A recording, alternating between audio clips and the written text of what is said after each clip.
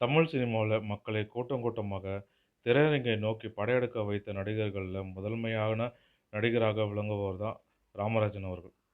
எங்க ஊரு நல்ல ஊரு படத்தின் மூலமாக நாயகனாக அறிமுகமான ராமராஜன் அவர்கள் அடுத்தடுத்து கிராமத்து கதையை மையமாகக் கொண்டு படங்கள்ல நடித்து மக்கள் நாயகன்ற பட்டத்தையுமே தனக்கு சொந்தமாக்கினார்.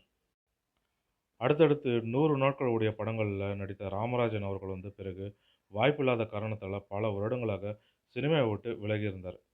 இடைப்பட்ட காலத்துல அவருக்கு சில கதைகள் நடிப்பதற்கான வாய்ப்புகள் வந்தாலுமே கூட தனக்கு கம்பேக் கொடுப்பதற்காக கச்சிதமான கதையை தேர்வு செய்யும் விதத்துல அவர் கவனமாக இருந்தார். இதனாலேயே வந்து வந்து பல நாட்கள் கதையை மட்டுமே கேட்டுட்டு, எந்த படத்திலயுமே கமிட் ஆகாம தனக்கு ஏற்ற படத்த நடிப்பதற்காக காத்துக் கொண்டிருந்தார்.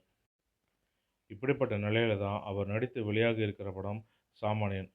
ராகேஷ் இயக்கத்துல உருவாகிய இந்த படத்துல Ramarajan, Radharavi, Mime Gopi, M S. Bhaskar, Bose Venkat, K S. Ravikumar, Aranthangi Nisha, Deepa Shankar, Saravanan Subbaiah உள்ளிட்ட பலர் இந்த படத்துல நடித்திருக்காங்க. கடந்த 23ஆம் தேதி இந்த படம் திரையரங்குல வெளியானது. கிராமத்து கதைகள்ல நடித்து எளிய மக்கள் மனதில இடம் பிடித்த ராமராஜன் அவர்கள் சாமானியன் படத்திலயுமே அப்படிப்பட்ட கதையில தான் அவர் நடித்திருக்கார். விவசாய பின்னணி கொண்ட ஒரு சாமானியனாக இந்த படத்துல நடித்திருக்கார்.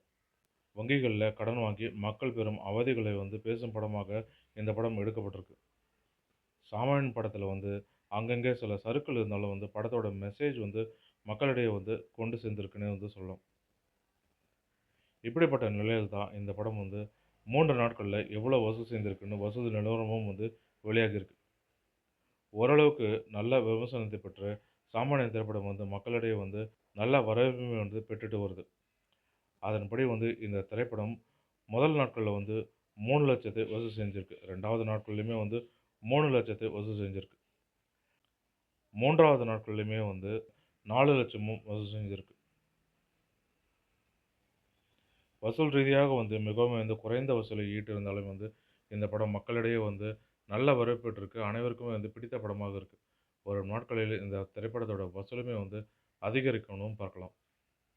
மேலும் இதுபோன்ற தமிழ் சினிமா தொடர்பான சுவாரஸ்யமான தகவல்களுக்கு ஆர்என் தமிழ் சினிமா யூடியூப் சேனலை பார்க்கவும். நன்றி, வணக்கம்.